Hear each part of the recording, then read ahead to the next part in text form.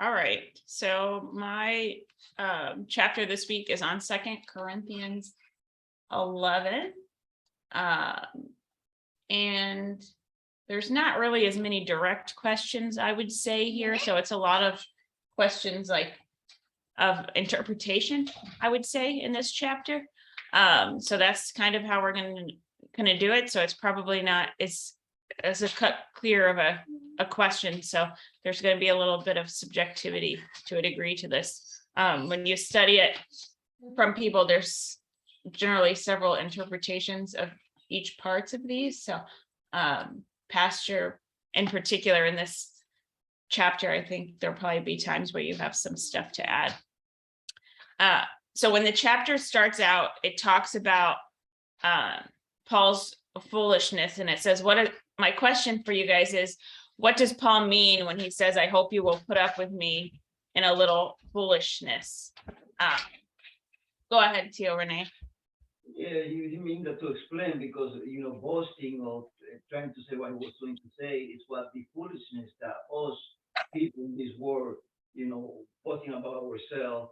But we understand from the chapter that he had to do that because I feel he was defending himself because some false prophet were trying to damage his name.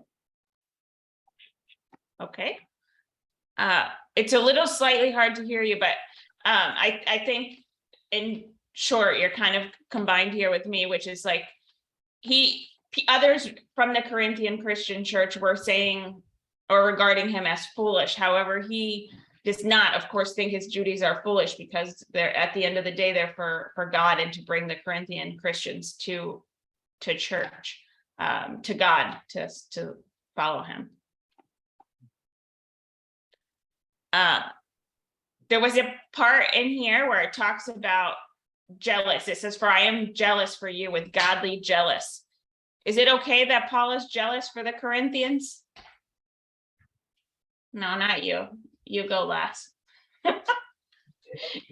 Who? Okay, is that you, Titi? I can only see a hand, but I'm gonna assume that's you. Okay.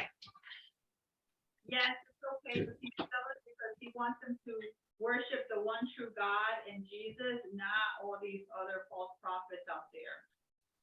Good. So they're now referring to human jealousy, and it specifically mentions the word godly jealousy when he's saying it. It's similar to that in Exodus 25 when God declares himself as a jealous Lord. So Paul does not want them to be seduced by the false understanding of what people are saying and the apostles that are trying to go around and claim that they're something that they're not. So in this case, it's okay, but if it's humanly jealous, that's not okay. And then there in the next portion it says, he promised them to one husband, to Christ, so that he could present them as a pure virgin to him. Does anyone understand what that kind of means? Or their interpretation of it? Okay, go ahead. The church is supposed to be one without wrinkle, without sin, and that's what he's referring to here. He said that he wants to present the church to Jesus because we are the bride. Remember, he's the groom, and we're supposed to marry him. In this case, he used the word virgin, meaning that we're supposed to be in sanctity, away from sin. So we should be a church that stay away from sin as a whole. That's what he's talking about. Yeah. Yes, and so in those times in the Jewish culture, it was common for that's what that was called, the job of the bridegroom was to procure a husband, right, for the virgin, and then guard her until that time. And so Paul is, of course, doing that for the Corinthian Christians of that church. So it's very related to a historical perspective as well from like how the Jewish culture behaved in that day. And then what do you believe is the most concerning part about the Christians in regards to being preached to about like another Jesus, or like kind of like the fake perspectives? Go ahead, Tio Ralph.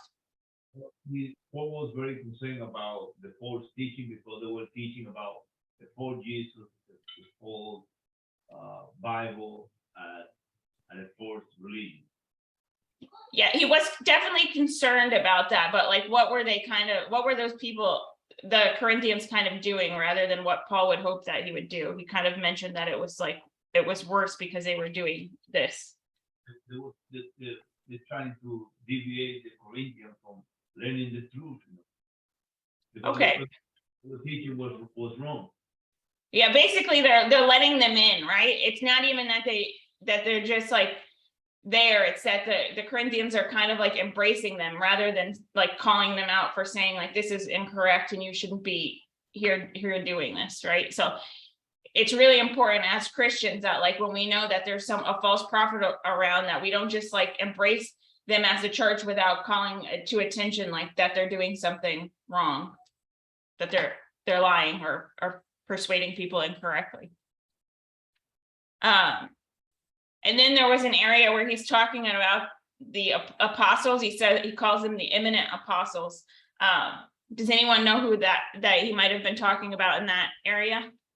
And there's a debate, I would say, from scholars about two different thoughts on who they are. Go ahead, Tio Renee. The eminent apostle, because he was referring to those false prophets.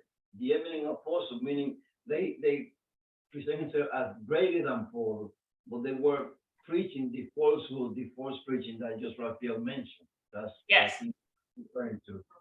So it said when I was studying this through Enduring Word, it was talking about like there's two debates on this, and while some people do think it's prominent apostles like Peter, that it's most likely the false apostles, which is what Tio Renee just said, who are claiming to be superior to Paul.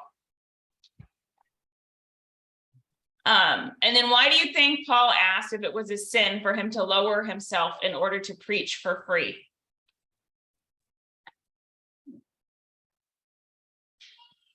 Anyone want to take a guess at why Paul was asking the Corinthians if it was a sin for him to preach for free? Go ahead, Tio Renee. Well, what I believe is he was just speaking metaphorically, letting understand that, he was humbling himself for the church and not charging money to show the church that, how much he loved the church. That's how I felt it's a metaphor to let them know how much they loved and that he even preached the gospel for free, and he lowered and he humbled, humiliated himself for them. Brandon, you want to add to that? I think it's also like an opportunity cost where if he's preaching to these Corinthians, he can't be preaching elsewhere. So is it wrong that I focus on you versus focusing on somebody else? Okay. Historically, in context, it was very common that if there was a person that was a very prominent public speaker, they had to take money. Essentially, if you didn't take money during that time, it indicated that you were a poor speaker and that you often had worthless teachings to share. So they're basically considered amateurs if they didn't collect money as well. But that was very important to Paul, that he wasn't doing it for the money and he didn't really care what people thought of him from that perspective, right? Because all he was trying to do was ensure that he was dedicating his time to them and that his mission was really to get them to believe in God. It's just like, I'm sorry, it's just like our minister, he doesn't charge the people for everything, or if he doesn't try to make money out of preaching the gospel. So that's the way, that's what Eddie does. He doesn't preach, doesn't charge for providing his service for that. Yes. Example from Paul and Jesus. They both always worked. Yeah, I don't know if you guys knew that. This example that I follow is from Paul and Jesus that always worked. While they always did the ministry. Exactly, yeah. That's great. It connects directly to this. And I'm sure many people appreciate that, but I'm sure sometimes people are probably skeptical of why you're not charging them, ironically. Yeah, like in just in general society, everybody's always suspicious of something being free. Yeah. There's nothing for free. They look at you weird, or like even like you said, they think it's cheap or new or something that they're still trying to get you somehow. That's the perception of free, but of course here is not true. Well, they especially now, for most people that don't know, they're charging 600 to 1,000 now a minister to perform a marriage. It's not Yeah. cheap anymore.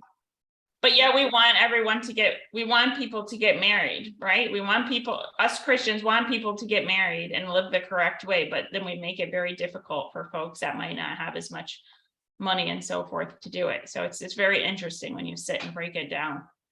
All right, I think this is the last question. So towards the end of the book, it's talking about boasting, right? And Paul goes through a whole bunch of stuff in which if he chose to boast, he could boast about these things. Does anyone have some examples of the items that he mentioned he could boast about at the end? John? Being shipwrecked. Being shipwrecked. Good. Hannah? He said he was being like stoned. They threw stones at him at one point. Yes. Stoned. Go ahead, Tio Ralph. He is spending a day and a night in the sea. Yes. Jesse, I think you had your hand up too. He was cold and naked. Yes, it was talking about how he was. Okay, go ahead, Eddie. He was pursued to be killed by King Arista in Damascus. Yes, and he was. Does anyone remember how he got away in that story? Tio Renee? It was lowered through a window. By the door. Through a basket. Yeah. Awesome. Well, I'm glad you guys knew all of those parts. So I put some of this in here. It talks about his ancestry, that he was fully like credentialed from where he came from, that he was an Israelite, that he was a descendant of, that he was beat, that he was hungry, he was thirsty, he was shipwrecked. And I didn't put every single example here, but I'm glad that you guys knew that. What were you going to say, Tio Renee?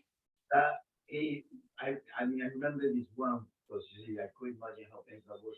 3 times he was whipped, yeah. Yes. No, 133.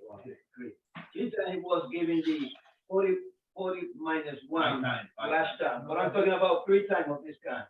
Last year, the rope, that then 3 times that he was given the Jewish body was 40 lashes minus 1. And there's other one that you say, another. Yeah, 5 times he was given 13 minus 1. Yeah. Yes, he had a very hard time ensuring that he was preaching. So with that, I thought I was done, but I do have more questions. What shows Paul's credentials as an apostle? Anyone? Go ahead, Titi.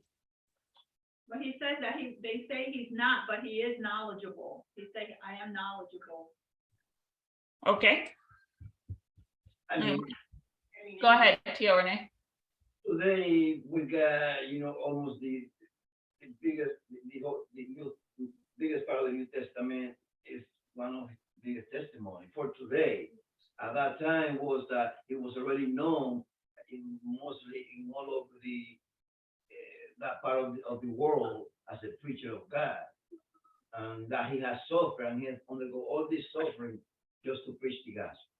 Yeah, so his scars that have been caused from hardship to follow and pursue Jesus, which are all the examples that we talked about. I gave more like direct ones, but what you're saying is, yes, of all of the legacy that he leaves behind from his teachings, right? Is that's what tells the story of his life and how we know that he was truly a follower and apostle of Jesus. And then we already talked about this example a minute ago. And so this was the takeaways I extrapolated from this was like, do not judge on appearances, but on characters and actions. So of course, like Paul was oftentimes judged by how he spoke, how he looked, but obviously he was a very strong man of God, and he preached the message of Jesus. That false prophets will appear in your life, but the most important thing is not to just like turn your head or just embrace it into the culture. You really have to like make sure that you call that out and make sure that people are aware. And you don't need to boast about what you do for Jesus. It will be apparent if you're doing the right thing for Jesus, and God will know. Any questions? Go ahead, Titi. It's not really a question, but to me, what surprised me most about this chapter is that so early in the history of Christianity, the false prophets were there. There was like immediately, like Jesus' body wasn't hardly cold, and here comes all these people. It wasn't even a matter of years going by and the word getting diluted and getting interrupted and people forgetting what he said. There was still people alive that saw him And they're still right away, they couldn't wait to like corrupt Christianity right from the get-go. Yes. But false prophecy has been there since the beginning. If you still read the Bible, the false prophet of Balaam, you have many, many examples, the 400 prophets that, the prophet, oh yeah, of Baal that the Elijah had a, Burned down, challenge them and so on and so forth. So they always been there and will be. Yeah, as long as you have, you will, if human, you always gonna have infidel. Yeah. Any other questions? That one was a little bit harder to kind of give a pure test on because it was a lot of interpretation, I would say. Okay, Okay, all right. last time we forgot.